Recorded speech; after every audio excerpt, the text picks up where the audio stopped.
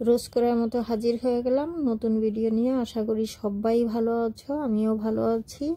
তো আজকে আমি শেয়ার করব এগ অমলেট কারি। তো এগ অমলেট কারির জন্য এখানে আমি দুটো এগ নিয়েছি, পেঁয়াজ কুচি নিয়েছি, টমেটো কুচি নিয়েছি, ধনেপাতা, লঙ্কা, আদা, রসুন এগুলো সবই আমি কুচিয়ে নিয়েছি।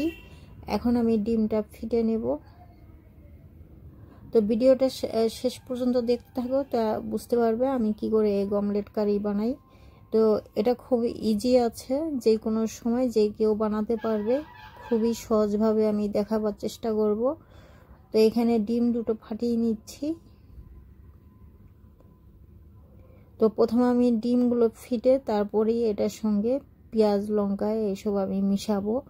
তার আগে মিশাতে গেলে ডিমটা ভালো মতো ফেটা যাবে না।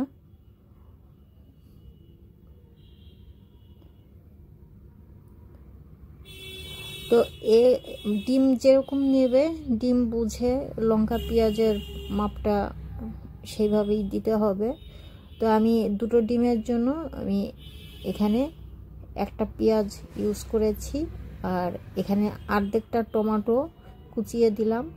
এই টমেটোটা আমি দেখতে ভালো লাগার জন্যই অ্যাড করেছি। লঙ্কা এক চামচ আদা রসুন কুচি, আর 1 চামচ ধনেপাতা, স্বাদ মতো নুন দিয়ে আমি এখন মিশিয়ে দিচ্ছি। তো প্রথমে আমি ডিমটা ফেটে নিয়েছি, ডিম যদি একটু ভালো মতো করে ফেটানো হয় তাহলে ফুলবে ভালো। আর আরও বেশি যদি ডিম ফোলাতে চাও তাহলে যখন আমরা ডিমটা ভাজবো তখন গ্যাসের ফ্লেম লো করে ঢেকে দিলে ডিম অনেক বেশি ফুলে। সেই ফোলানোটা এখানে মনে হয় না দরকার আছে, কারণ আমরা তো এটা তরকারি বানাবো, তো অতটা ফোলাবার দরকার নেই। আমার ডিম ফেটানো হয়ে গেছে। এখন আমি ফ্রাই প্যান বসিয়ে দিয়েছি। ফ্রাই প্যান গরম হওয়ার পরে তেল দিলাম। আমি এটা সর্ষের তেলেই রান্নাটা করব, বেশিরভাগ আমি সর্ষের তেলে রান্না করে থাকি। এই সর্ষের তেলের রান্না অনেক বেশি মজাদার হয়। তো গরম তেল হয়ে গেছে, এখন আমি ডিমটা ছেড়ে দিলাম। ছেড়ে দিয়ে এই যেই ইনগ্রিডিয়েন্টস অ্যাড করেছি সেগুলো মাঝখানে এসে গেছে। তো এটা আমি চামচ দিয়ে ভালো মতো করে পুরো সাইডগুলো ছড়িয়ে দিচ্ছি, যাতে পুরো ডিমের মধ্যে সব পেঁয়াজ, লঙ্কা, টমেটো যা যা দিয়েছি সবই পুরো ডিমটার মধ্যে থাকে। তো একটা সাইড হয়ে গেছে। এখন আমি এই যে এরকম করে ভাজের মতো একটা দিয়ে নিচ্ছি এইভাবে। এই যে আমরা পাটিসাপটা পিঠা ভাজি না, ঠিক ওরকমভাবে ডিমটাকে আমি ভাজ দিয়ে দিচ্ছি। তো তোমরা হয়তো ভাবতে পারো এইভাবে ভাজ দিয়ে দিলে ভেতরটা তো কাঁচাই থাকলো। ডিমের ভেতরটা কাঁচা থাকে না কখনো, কারণ ডিমটা খুব তাড়াতাড়ি ভাজা হয়ে যায়। তো যেই পাশগুলো ভেতরটা যদি কাঁচা থেকেও যায়, তো এরকম করে আমি উল্টো পিঠটা আমি ভালো মতো করে গ্যাসের ফ্লেম লো করে ভেজে নিচ্ছি। আর এটা তরকারি করা হবে, ডিম একদমই ভেতরে কাঁচা থাকবে না। তো এখানে আমি দুটো ভাগ করে নিলাম। এই ভাগ দুটো না করলেও পারতাম, একবারে পিসগুলো করে নিতে পারতাম। মাঝখানে আমার উল্টো করতে গিয়ে ডিমটা ভেঙে গেছিলো, যার জন্য আমি খুন্তি দিয়েই দুটো ভাগ করে দিয়েছি। চাইলে পিসগুলো খুন্তি দিয়েই করা যায়। তো যদি একটু ভালো মতো করে পিসগুলো করতে চাও তাহলে নামিয়ে একটা থালার মধ্যে নিয়ে ছুরি দিয়ে পিসগুলো করে নিবে, যে যেরকম শেপ দিতে চাও দিতে পারো। তো হয়ে গেছে ডিম ভাজা। ডিম ভাজতে একদমই টাইম লাগে না। তো ভিডিওটা শেষ পর্যন্ত দেখলে আশা করি তোমাদের ভালো লাগবে। যারা এগ কারি খেতে পছন্দ করো কিন্তু করতে পারো না সময়ের জন্য, বা হয়তো অনেকে জানো না এগ কারি কী করে করতে হয়, অনেকেই জানে না, যারা নতুন রাঁধুনি আছো তাদের জন্যই বলছি। তো আমার এই পুরো ভিডিওটা দেখলে বুঝতে পারবে কি করে এগ কারি বানাতে হয়। আমি আগেও 2-1 বার দেখিয়েছিলাম, চাইলে তোমরা দেখে নিতে পারো। এই তো ডিমটা ঠান্ডা হয়ে গেছে, আমি পিসগুলো করে নিয়েছি, এরকম ছোট ছোট করে পিস করেছি। এই যে ভেতরটা আমি একবার দেখাচ্ছি, একদমই কাঁচা নাই। আর ভেতরটা দেখো কত সুন্দর লাগছে, পেঁয়াজ, লঙ্কা আর টমেটো দেখতে খুব সুন্দর লাগছে ডিমের ভেতরটা। বাচ্চারা তো এটাই পছন্দ করে, দেখতে ভালো না লাগলে খেতে চায় না। তো এদিকে আমি এই যেই ফ্রাই প্যানে ডিম ভেজে নিয়েছি, সে একই ফ্রাই প্যানে ওই তেলের মধ্যে আর একটু তেল অ্যাড করেছি আমি। এখানে একটা পেঁয়াজ কুচি দিয়ে দিলাম।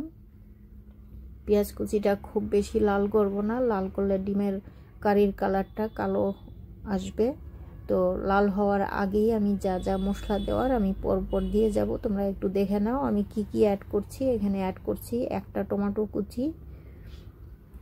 তো টমেটো দেওয়ার পরে সব সময় আমি যেটা করে থাকি, টমেটো দেওয়ার আগে বা পরে আমি নুনটা দিয়ে থাকি, এটা দিলে টমেটো তাড়াতাড়ি গলে যায়। তো এখানে আমি স্বাদ মতো নুন দিলাম। নুনের কোনো মাপ হয় না, যে যেমন নুন খাবে নুনটা একটু বুঝে দিতে হবে যাতে বেশি না হয়ে যায়। তো এই তো নুন দিলেই টমেটো গলে যায়, বেশিক্ষণ নাড়াচাড়া করতে লাগে না। আর এখানে 1 চামচের মতো আদা রসুন বাটা দিয়ে দিলাম। আদা রসুন বাটা আগে দিতে হয়, একটা গন্ধ থাকে, গন্ধটা কাটিয়ে নিতে হয়।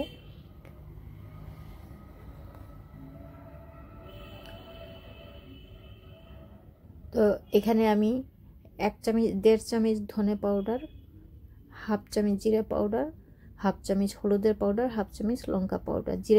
ধনে পাউডারটা একটু বেশি লাগে। তো এই পাউডার মশলাগুলো দিয়ে আমি এখন ভুনে নিচ্ছি এই পেঁয়াজ তেলের সঙ্গে।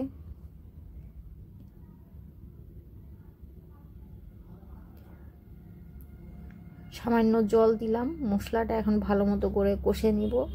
যারা নতুন রাঁধুনি আছো তাদের জন্য একটা কথা বলে দিচ্ছি, এখানে তোমরা যদি টমেটো গালাতে না পারো,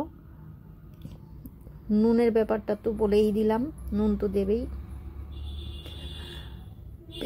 প্যানে রান্না করবে, ফ্রাই প্যানে না করে কড়াই বা প্যানের মধ্যে রান্না করবে, তাহলে তোমাদের জন্য ইজি হবে মশলা কষাতে। পেঁয়াজ আর টমেটো খুব তাড়াতাড়ির মধ্যে গলে যাবে। এখানে আমি যেটা দিলাম এটা একটু বলে নিচ্ছি। এটা আমি টমেটো, শুকনো লঙ্কা, রসুন এটা আমি পেস্ট করে রেখেছিলাম। এটা 1.5 চামচ আমি এখানে ইউজ করেছি। এটা টেস্ট অনেক গুণ বাড়িয়ে দেয় আর দেখতেও ভালো লাগে।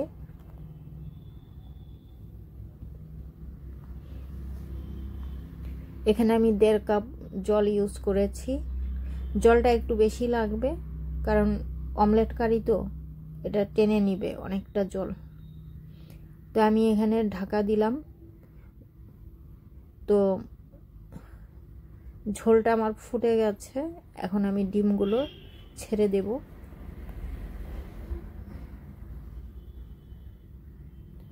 তো ডিমের পিসগুলো চারদিকে ছড়িয়ে দিচ্ছি।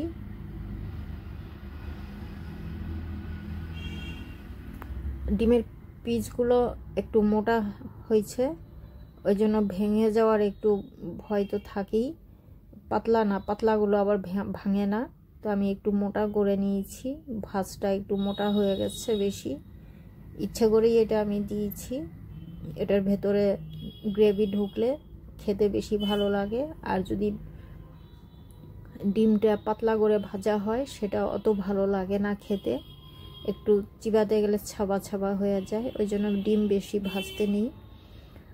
তো ডিমগুলো দেওয়ার পর আমি ঢেকে দিয়েছিলাম 5 মিনিটের জন্য। 5 মিনিট পর ফিরে এসেছি, এখন আমি চেক করব।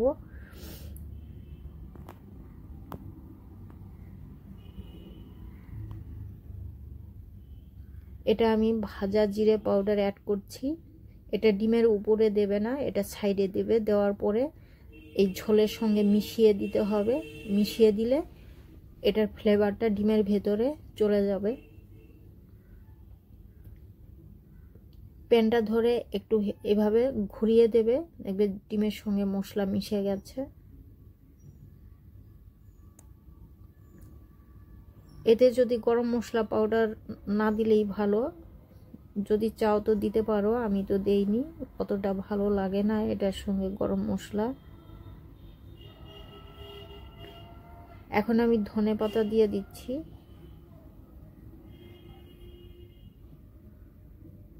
চাইলে এটাতে তোমরা কচুরি মেথি ইউজ করতে পারো, আমি ইউজ করব না।